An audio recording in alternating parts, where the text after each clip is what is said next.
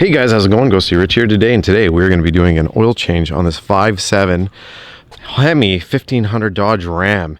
Again, this should work for pretty much all of the 5.7 Hemis, but again, let's go ahead and show you. This is a 2019. All you do is you slide this, lift up, and there's your beauty of a motor. Let's get acquainted with what you're going to need to be looking at today. Your engine oil dipstick and your fill point. 5W20, best to go synthetic. If you stick with synthetic, you can go for longer miles, and because of the smaller oil passages and it being an overhead cam, it's nice to be able to get a thinner fluid like synthetic to get up through those passages and then onto the cam. Might even extend your lifter life. Don't quote me on that. These things are horrible for lifter tick.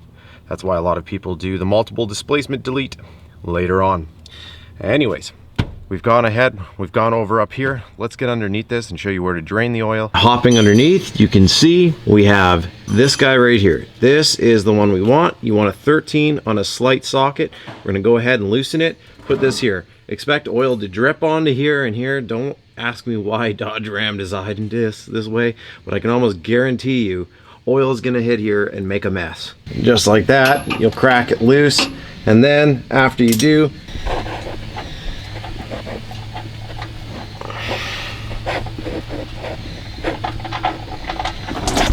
yeah, just like I thought, bit of a mess. So we'll just grab a clean flow rag and go from there.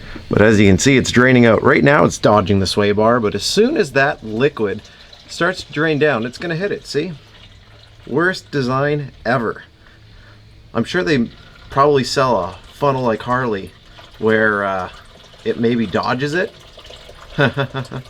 As you can see, it's starting to finish up. I would leave this for about 5-10 minutes and just let it go. Now, some people are gonna say, hey, should I do this when it's hot or should I do it when it's cold? Should I drive around the block before doing this, or what should I do? Well, I'll tell you the different benefits. If you do it when it's cool, more of the oil has drained out of the motor and back into the pan. You'll get more liquid out, but it will come out slower because the viscosity of the fluid will be thicker. Now, if you go ahead and you do it when it's warm, it'll drain faster, but there's more liquid throughout the motor. So it depends. If you do your oil changes regularly, it doesn't matter. It really just doesn't, except for if it's warmer, it'll drain quicker. But again, if you're somebody who's pressing their oil changes, you probably want to leave it for longer and drain as much out of the pan as you can. There's your little lesson on that. So Dodge, in its infinite wisdom, puts the oil filter above the steering rack, which is just infinite wisdom. So there's a couple ways you can go. You can go in through here with our tool to loosen it. If you're hoping to use one of the cup style oil filter wrenches, good luck. You actually have to use the good old-fashioned one, just like so. Grab it and turn it. Because why? Dodge had to go ahead and put the filter just above the steering rack. So expect lots of oil. Try to loosen it as slow as you can. Put the pot underneath, and then you can unscrew it from here and from around the other side of the steering rack. But again, I found that it's best to go here. Now, I can also show you later, you can buy oil filter relocation kits, and you could literally drop it right here if you wanted to, put it off of right here, and then you have the oil filter right here, which will drain. Transadapt makes one. I actually put one on my Hemi Jeep project, and I gotta tell you, it's a life changer. You never have to try and make a big mess like this again. Then you just have the big mess of the sway bar. Like I said, go slow, it'll drain out, and it'll drain off your steering rack. Like I said, relocation kit, pretty good, because I don't know how good oil is gonna be to drain onto your steering rack at a constant every, I don't know, 10,000 kilometers, 6,000 miles. See the top of that oil filter? What you wanna do is make sure that gasket's on there. If it's not, it's still on the oil filter housing. Make sure it's removed. If you double gasket, you're going to drain all your oil very quickly as soon as you start it.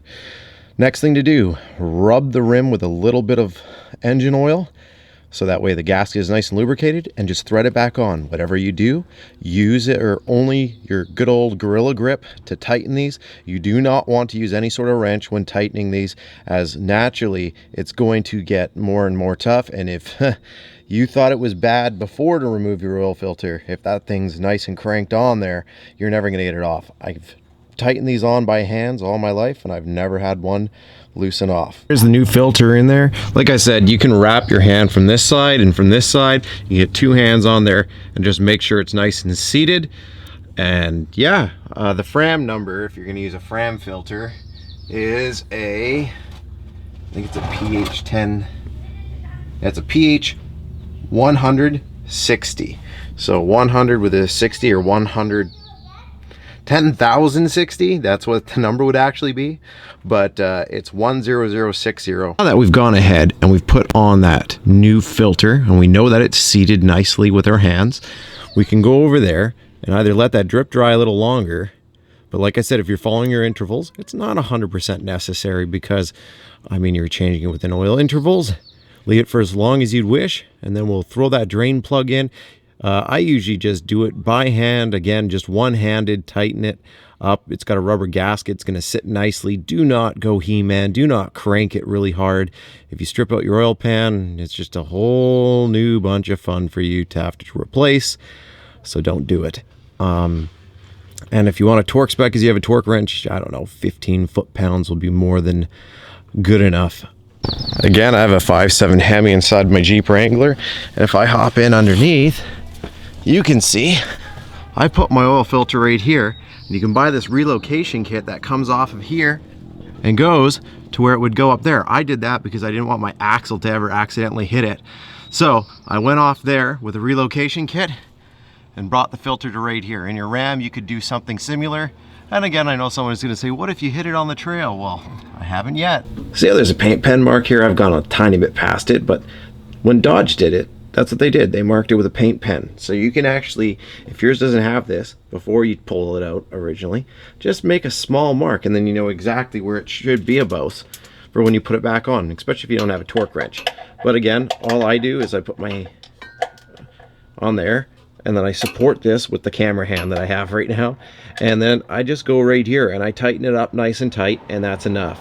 You do not need to go to the end of this big long ratchet, because if you do, that's when all the problems start. Okay, so once you've gone ahead and done that, you can shoot this with brake clean if you so wish on your sway bar, and that'll help clean the oil off, or just give it a nice wipe.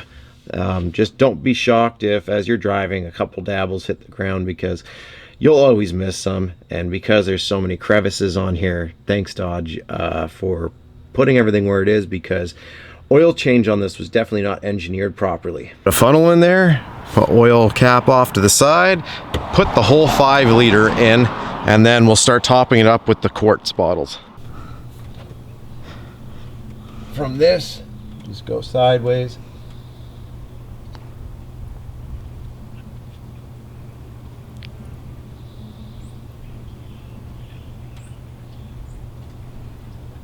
Just drain, like I said, this whole bottle in. I don't know if you're seeing this right now, but see how it's glistening just under the first bubble?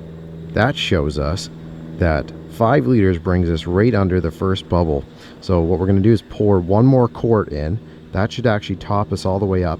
We'll start it, let it run for 30 seconds. You'll notice it's dropped down because it'll fill up the oil filter. And then we can go ahead and just top up accordingly after that. So just throw one more quart in, so in total 5 liters and 1 quart, and then from there we'll go ahead, start it, see where our oil level's at, and we never ever want to exceed the top bubble. I always usually leave it just under the top bubble a little bit, because overfilling is just as harmful as underfilling. Oh, flipping this oil dipstick over so I can show you the safe zone. 6 in total, so 5 liters and 1 quart brought us halfway up safe, which is good. We're gonna go ahead, we're gonna start it and let it run for about, I don't know, 20 seconds, and then we'll turn it off. After 20 seconds, it should be all pressurized, the whole oil system, even 30 if you want to. We'll turn it off, and then we'll go ahead and we'll top up accordingly. Go ahead and pull your funnel out though, so that way you can put your oil cap back on just so it pressurizes properly. Go ahead, I put in another quart. We'll pull it out. And let's see here. We're just under that bubble. See that? We're just underneath it.